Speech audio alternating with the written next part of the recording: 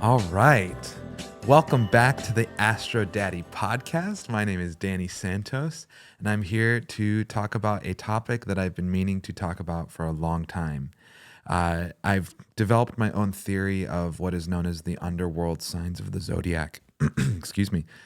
The underworld signs of the zodiac. And with this concept, it's something I've been teasing on my TikTok page for a long time. So I thought it would be appropriate for me to get the ball rolling on explaining what the underworld signs are. What is the underworld in general?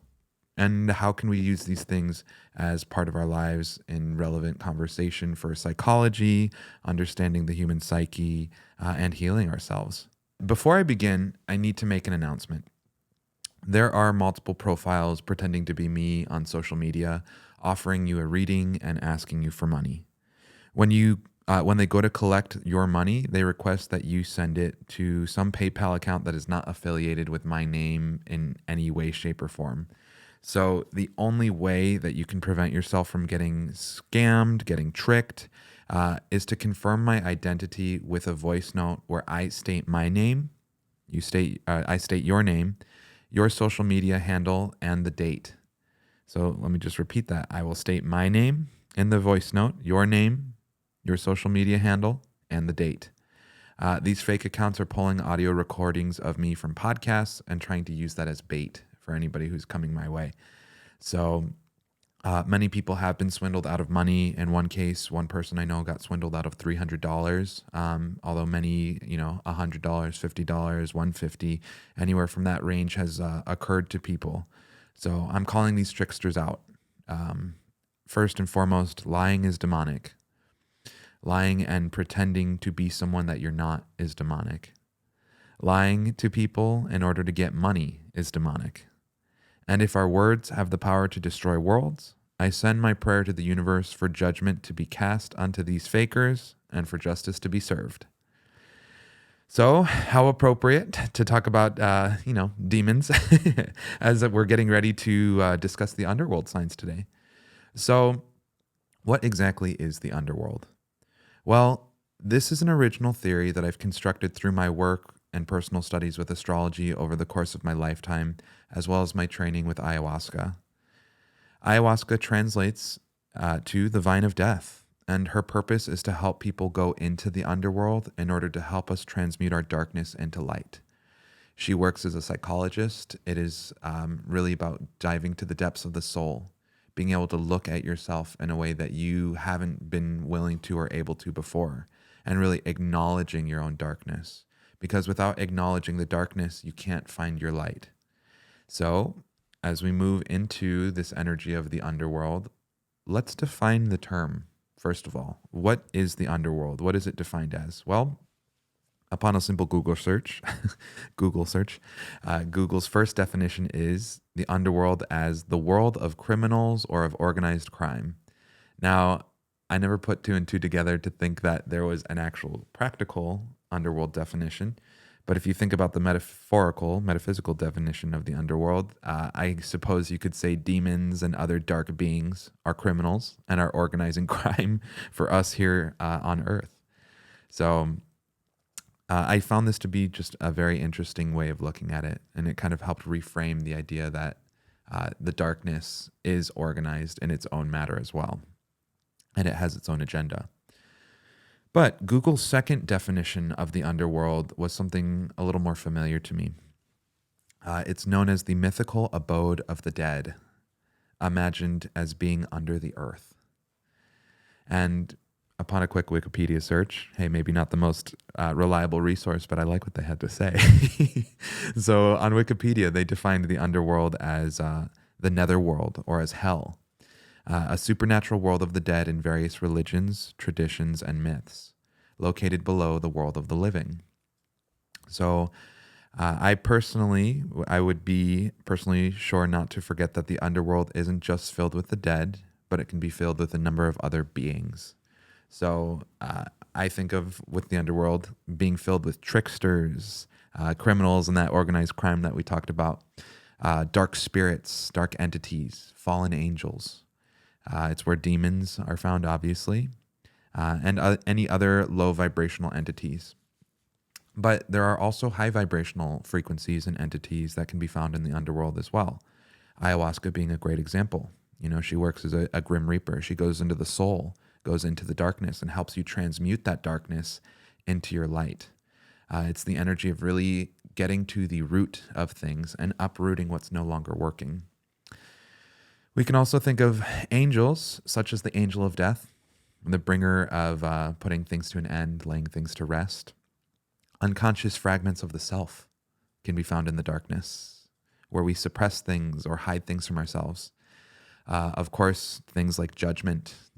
Judgment is an underworld energy or entity, and ancestors, those who have been here before us, those who have passed, those who have experienced life here on earth, and those that we inherit our own darkness or our own traumas from. But also in the underworld, we also have teachers. And I will go over this at some point, talking about our demons as our greatest teachers.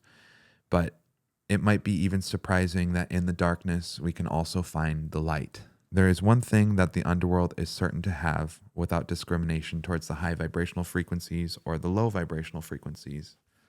Both the high vibe and the low vibe share darkness.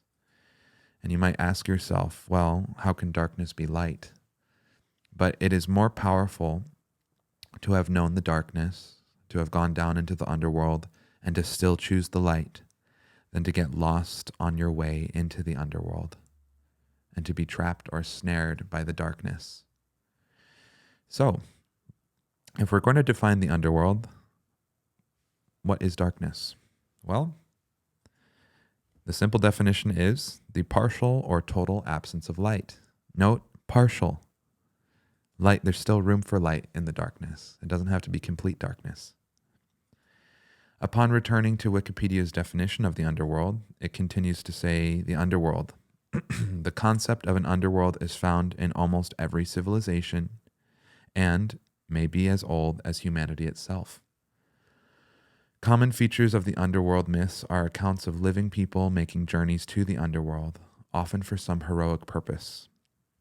Other myths reinforce traditions that entrance of souls to the underworld require a proper observation of ceremony, such as the ancient Greek story of the recently dead Patroclus haunting Achilles until his body could be properly buried for this purpose. Persons having social status were dressed and equipped in order to better navigate the underworld. Some of the natural places of the underworld would be as follows. In Buddhism, we have the Bardo and the Naraka. In Christianity, we have the abyss, the lake of fire, the outer darkness, purgatory, limbo, and Hades. In Hinduism, we have Naraka again, but also Patala. And in Judaism, please excuse me if I butcher these pronunciations, we have Abaddon, Azazel, the bosom of Abraham, Dudael, Gehenna, Sheol, Tehom, and Zoa Rotashat. In Greek and Roman mythology, we have the Asphodel Meadows, the Elysium, Erebus, the Fortunate Isles, Hades, Orcus, and Tartarus. However, listing these are just an incredibly limited understanding of the landscapes of the underworld, as every civilization does have its own understanding and tradition associated with these archetypal spaces. But it is important to know that all signs of the zodiac have potential to exude underworld qualities. The 4 underworld signs, according to my own theory, are well equipped to handle and sustain the darkness, to be able to go into the shadow, the unconscious mind, and to handle the depth of the soul. So, our 4 underworld signs are as follows. Libra, which I call the gateway to the underworld. Scorpio, which would be the underworld itself, where we find death and the darkness. Sagittarius, what I like to call the light in the dark. And Capricorn, the departure from the underworld. And Capricorn also has a lot to do with the devil and the Heavenly Father. So we're going to talk about that too. In this assessment, I'm going to do my best to cover the holidays, seasons, planets, tarot associated with it, archetypes, any angels that go along with it, and other philosophical, spiritual, or mythological landscapes that might also be painted along with these signs.